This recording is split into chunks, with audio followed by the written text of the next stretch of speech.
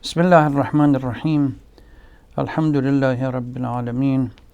Wassalatu wassalamu ala Sayyidina wa Nabiyyina Muhammad wa ala alihi al-Tahirin al-Ma'sumin al-Muntajabin. Allahumma salli ala Muhammad wa ali Muhammad wa ajil farajah. Sisters and brothers, Assalamu alaikum wa rahmatullahi wa barakatuh. We started the discussion last week on the concept of Jinn in Islam and kind of tiptoed around it, addressing few issues. And I thought probably going to Surah al-Jinn and covering at least the first 15 or 16 ayah in Surah al-Jinn would score or at least support or expand on some of the issues that we talked about last week. I also said last week that if you get a chance, please read, study Quran, Surah al-Jinn that we are going to cover. I don't know how many people did. But there is, right at the beginning, before even the exegesis and tafsir of the verses begin, the introduction to the surah points to something that is very critical.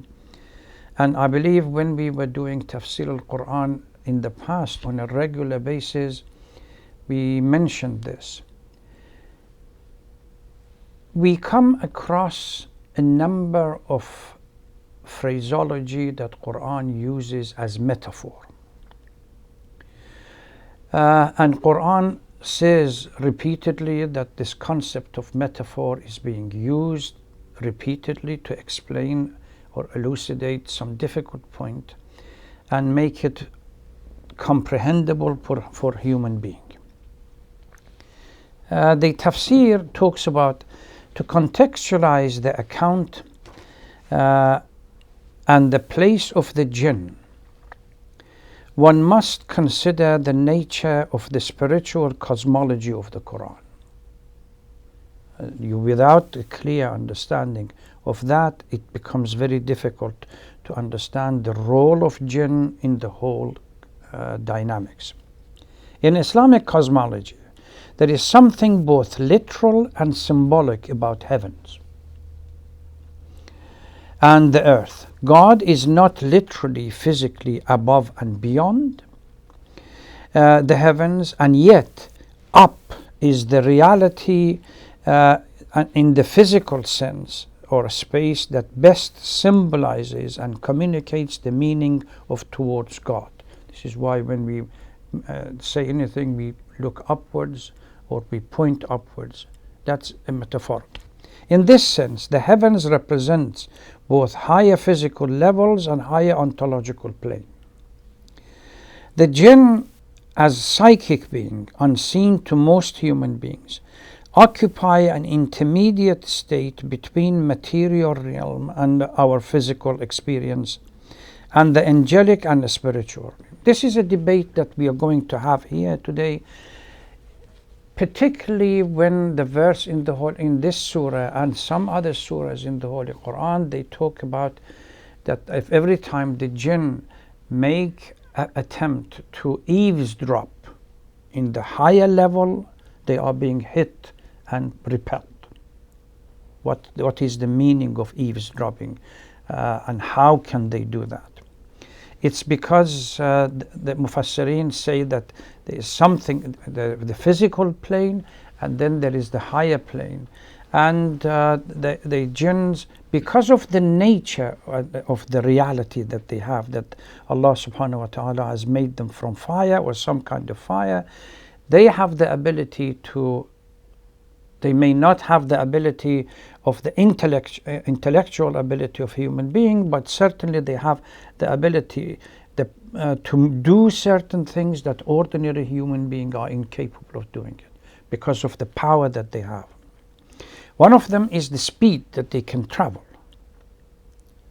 There is a huge debate in Tafsir al-Quran, al-Mizan, and other places regarding the nature of humans and others. So this is something that we really need to pay attention to. So nonetheless, they are also on earth, and according to some occupied the earth before human being. And there is a verse in the Holy Quran that says regarding the creation of the jinn, that they existed before human being in the story of Genesis.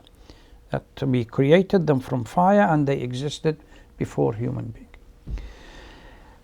The eavesdropping part is something which has caused huge, I'm going to read the surah in a minute, but the eavesdropping part has caused huge amount of debate between the scholars exactly what it means.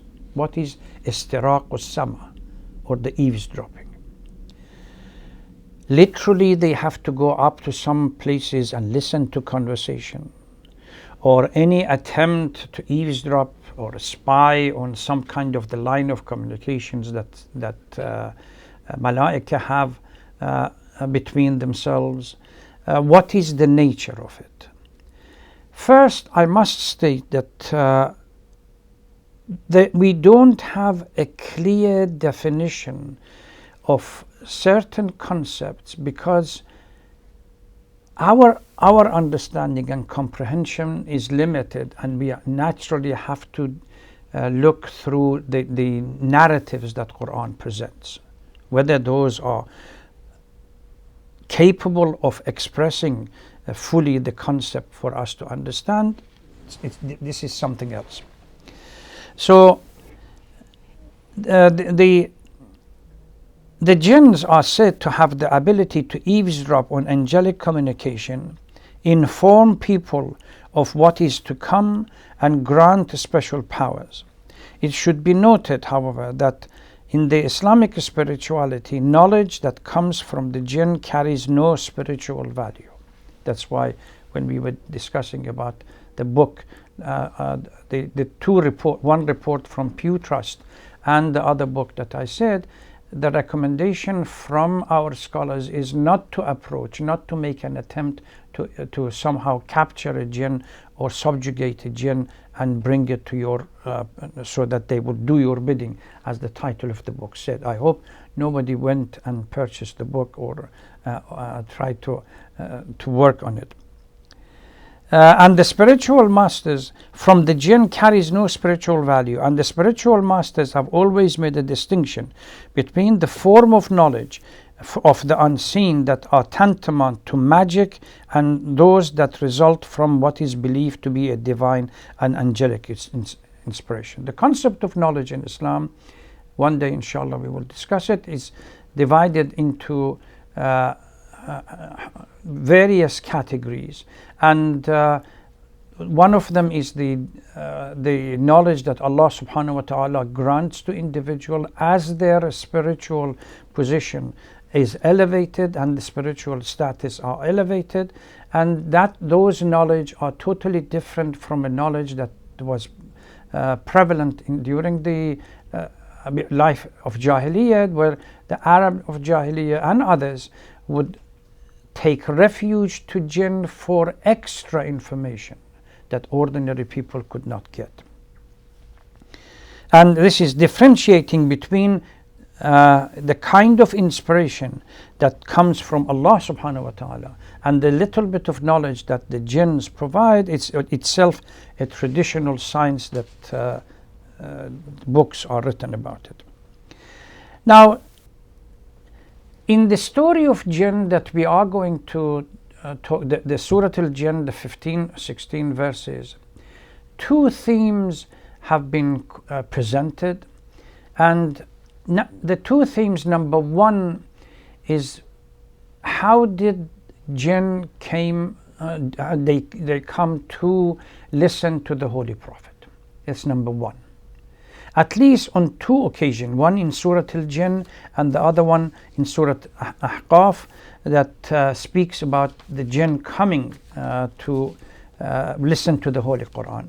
And in both of these occasions, clearly the verse indicates, the structure of the verse clearly shows that the Holy Prophet did not actually see the jinn or communicated directly with them.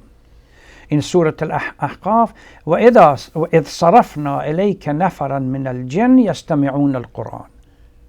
We we recall when we directed a group of jinn towards you listening to the Quran. That's number one. And in this surah, the Surah Al-Jinn, that clearly قُلْ أُوحِيَ إِلَيَّ أَنَّهُ اسْتَمَعَ نَفَرٌ مِنَ الْجِنِّ. Again, it's a wahy that Allah subhanahu wa ta'ala through revelation informs the Holy Prophet that there were a group of jinn listening to the Quran that you were reciting, and how this listening of the Quran or your recitation fundamentally and concretely changed their position vis-a-vis the Islam.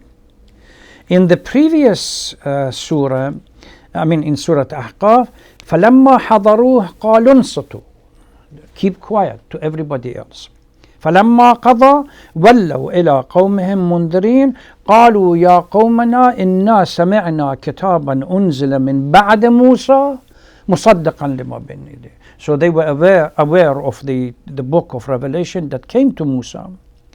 And now they are saying that after listening to what the Quran being recited, now it becomes clear that there are other books, or at least another revelation has come after the revelation of Musa. So in both of these cases clearly indicate that the Holy Prophet did not have a direct contact at the time where they were there, although there are other ahadith that clearly states that there were during the life of the Holy Prophet occasions where they came to the Holy Prophet asking for assistance, asking for direction, Amir al-Mu'mineen and others. But in the context of Quran, both of these ayats that reveal about the coming of jinn to listen to the Holy Prophet was an indirect communication. The Holy Prophet didn't know. Allah subhanahu wa ta'ala told him.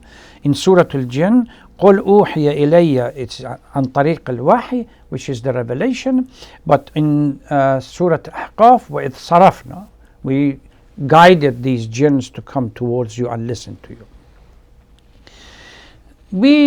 When it comes to understanding, putting all the verses in the Holy Quran together, it comes that insan, ins and jinn, jinn similar to ins, which are the human being, have a number of things in common with human being. They have birth and they have death. They have hashar on the day of judgment. They are resurrected as much as human beings are resurrected. They have dhurriya, descendant, as much as human beings they have dhurriya. They have the two genders, the male, female, that as equal to what humans have. The only difference is when we go to the story of Genesis, creation of humans are from dust or dirt, but creation of jinn are from some kind of fire. The same thing, they have mu'min and non-mu'min, even mushrik and kafir, those who deny the existence of God and the anbiya and the messengers. And they are obligated to follow the command of the anbiya, the prophets that have been sent to the jinn, that they are equally their anbiya to follow. So they are, because they have they have free choice, they are mukallaf to choose their own taklif and find a path for themselves. The only difference is the debate. Humans are three-dimensional and jinns are either one-dimensional or two-dimensional. It's a debate, but certainly they are not three-dimensional as human beings, and they are capable of doing certain things that ordinary human being we cannot. However, if the spiritual status of a human being is elevated, you get to the stage through submission to the command of Allah, you get to the stage where you become the true abd, then naturally Allah subhanahu wa ta'ala grant you certain powers that go beyond everything else, and you can influence everything. Abdi ata'ni aj'aluka mathali ana aqul kun fayakun wa anta taqul kun fayakun. But with my power, I'll give you the power. Isa, if he could go to walk on water because of the command of Allah subhanahu wa ta'ala, and Musa with his staff could open the Nile, it is with the command of Allah subhanahu wa ta'ala. Now let's go back to Surah Al-Jinn. قل أوحي أعوذ بالله من الشيطان اللعين الرجيم بسم الله الرحمن الرحيم قل أوحي إلي أنه استمع نفر من الجن فقالوا إنا سمعنا قرآنا عجبا. Say, it has been revealed to me that a group of jinn has listened to the Quran and said to their people, indeed we have heard an amazing recital. Quran. Yahdi ila rushd. Quran guide people to the right path. فآمنا به. You see the concept of iman that we were talking about, that whether they believe or not believe. وَلَن نُشْرِكْ بِرَبِّنَا أَحَدًا. We are not prepared to go become somehow an idol worshipper and have shirk towards Allah. And we will never associate a partner with our Lord. وَأَنَّهُ تَعَالَى جَدُّ رَبِّنَا مَا اتَّخَذَ صَاحِبَةً وَلَا وَلَدًا. And then talking to each other, that exalted the glory of our Lord has taken neither a wife nor a son. This concept of shirk that was prevalent during the life before Islam. وَأَنَّهُ كَانَ يَقُولُ سَفِيهُنَا عَلَى اللَّهِ شَطَطًا. They use the word in a kind of derogatory way. The fool within our, after Iman, the fool within our own community, the fool, these are the leaders that said that they used to attribute to Allah extremely absurd things.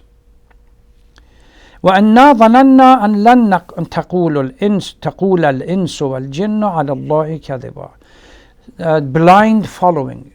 Because these are our leaders, and we thought that these leaders are nobody, no human or jinn would say anything against Allah subhanahu wa ta'ala, then we followed them and we accepted their whatever they said.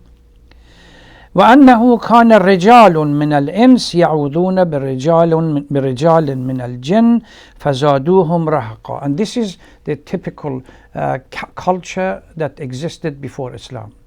That people would seek assistance from jinns and ask them to help, and provide them with knowledge, primarily in what we call sihr and sorcery, that you go through certain steps to be able to command one or two jinns that they can do dirty tricks for you.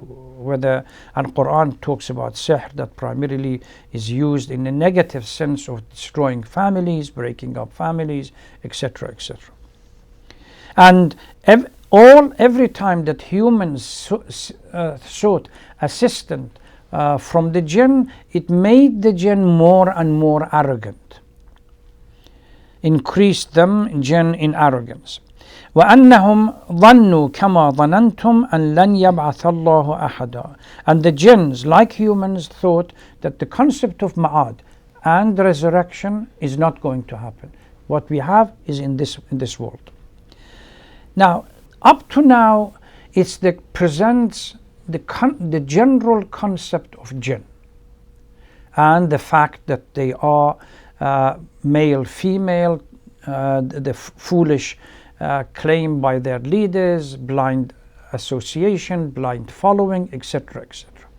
And that concept is exactly the one that is narrated in Surah Ahqaf, وَإِذْ صَرَفْنَا إِلَيْكَ نَفَرًا مِنَ الْجِنِّ. That they listened to the Quran, they went back to their own community, and they said, we have heard something new and we have converted to it. This part of it the surah, وَأَنَّا لَمَسْنَا السَّمَاءَ فَوَجَدْنَاهَا مُلِئَتْ حَرَسًا شَدِيدًا وَشُهُبًا. And we sought to reach the sky, but we found it filled with stern guards and flame. وَأَنَّا كُنَّا نَقْعُدُ مِنْهَا مَقَاعِدَ لِلسَّمْعِ فَمَنْ يَسْتَمِعْ الْآنَ يَجِدْ لَهُ شَهَابًا رَصَدًا. And what we used to sit and at a place therein to listen, but if one tries to listen now, he will find a flame ambush for him. The concept of istiraq al-sam' goes into another 2 verses in the Holy Quran, in 2 surahs, Hijr from 16 to 18 and Safat from 6 to 10, that they talk about how the skies are protected from jinn or shayateen ever going up to listen. وَلَقَدْ جَعَلْنَا فِي السَّمَاءِ بُرُوجًا وَبَيَّنَّاهَا لِلنَّاظِرِينَ. This is Surah Hijr. وَحِفْظًا مِنْ كُلِّ شَيْطَانٍ رَجِيمٍ. And protected the sama from all evil shaitans, إِلَّا مَنِ اسْتَرَقَ السَّمْعَ, apart from those that dare to move and go up to listen or eavesdrop, فَأَتْبَعَهُ شَهَابٌ. And this notion of shahab, or some kind of meat, literally they have translated it as what we see occasionally, the meteor or the fire that flashes across the sky. And then Surah Safat, إِنَّا زَيَّنَّا السَّمَاءَ الدُّنْيَا بَزِينَةٍ الْكَوَاكِبِ وحفظا من كل شيطان مارد لا يسمعون إلى الملأ الأعلى ويقذفون من كل جانب. So we protected the sky. The Mufassirin have divided themselves into at least 3 different groups when it comes to the notion of what is istiraq al-sam', eavesdropping, and how could it be possible for jinns to be able to do it in the previous, before the previous revelations, and what's the difference now. There are those who claim that we rely on the literal wording of the verse, and we really don't need to go beyond it, because according to them this is an example of a knowledge which is not useful to actually delve into it. And Tabarsi in Majma' al-Bayan, Alusi in Ruh al-Ma'ani, and particularly Sayyid Qutb in Dhalal al-Quran, Fi Dhalal al-Quran, they are of this group, and there are a few others. They say, don't dwell, don't try to understand it. Just understand that there's something happening in the world above, and shaitan or jinn are trying to go up, eavesdrop. We don't need to debate into it, because understanding it doesn't further our knowledge of anything. Marhum Tabatabai al-Mizan and a number of others, they have moved towards a metaphorical interpretation of these. We don't understand exactly what happens, and all this concept of sama, going back to the point raised in the cosmology of Quran, we really don't know how this two-dimensional, one-dimensional, or a body which is constructed from fire is able to speedily go up, down between the planes or the skies or the realities up there, and try to eavesdrop and understand. So that much we don't know. But what we try to say is that the language, Allah subhanahu wa ta'ala is trying to use a language and somehow reduce something intellectual, highly intellectual, in more sensual, that what we can understand. Al-ma'qulat ila al-mahsusat. So such use can be only done as metaphoric. But if we listen to Surah Al-Jinn, clearly states that وَإِنَّا لَمَسْنَا السَّمَاءَ وَإِنَّا لَمَسْنَا السَّمَاءَ فَوَجَدْنَاهَا مُلِئَتْ حَرَسًا شَدِيدًا وَشُهُبًا. And we sought to reach the sky, but we found it filled with stern guard and flames. Exactly what does that mean? Do they really go up to the higher level? And sama, is it the sama of this earth, or is it a reference to other higher levels that we don't understand? وَإِنَّا كُنَّا نَقْعُدُ مِنْهَا مَقَاعِدَ لِلسَّمْعِ. Remember, the tradition in the past was that people of Quraysh and other societies, other nations, would take refuge to the jinn and ask them for tidbit of information that they can provide. Where did they get these information from? Was it because they went up and eavesdropped, or was it something different? فَمَنْ يَسْتَمِعْ الْآنِ. If we even attempt now to go up and try to eavesdrop, he will find a flame, or he will be ambushed and pushed back. وَأَنَّا لَا نَدْرِي أَشَرٌّ أُرِيدَ بِمَنْ فِي الْأَرْضِ أَمْ أَرَادَ بِهِمْ رَبُّهُمْ رَشَدًا. This sudden concrete change, we really have no understanding whether this is going a path or a strategy towards something good which is going to happen to a human being, or something bad. The Lord has intended for them the right thing. وَإِنَّا, going back to the question that we talked earlier about Salih and Nun, وَأَنَّا مِنَّا الصَّالِحُونَ وَمِنَّا دُونَ ذَلِكَ. Within the same group there are righteous and there are otherwise. وَأَنَّا ظَنَنَّا أَن لَن نُعْجِزَ اللَّهَ فِي الْأَرْضِ وَلَن نُعْجِزَهُ هَرَبًا. We cannot run away from Allah subhanahu wa ta'ala, and we cannot overpower Allah subhanahu wa ta'ala. So we have to submit. وَأَنَّا لَمَّا سَمِعْنَا الْهُدَى آمَنَّا بِهِ. Now that we have listened to the Holy Quran, we have now have full faith and iman to it. فَمَنْ يُؤْمَنْ بِرَبِّهِ فَلَا يَخَافُ بَخْسًا وَلَا رَهَقًا. When you have iman and faith in Allah subhanahu wa ta'ala, you're not going to have punishment. Again, re-emphasize. وَأَنَّا مِنَّا الْمُسْلِمُونَ وَمِنَّا الْقَاسِطُونَ. There are those believers and non-believers. Then goes into detail of what happens as a consequence to those who believe and those who don't believe. So to conclude, jinn exist, or there are ample verses in the Holy Quran that underscores the existence of it.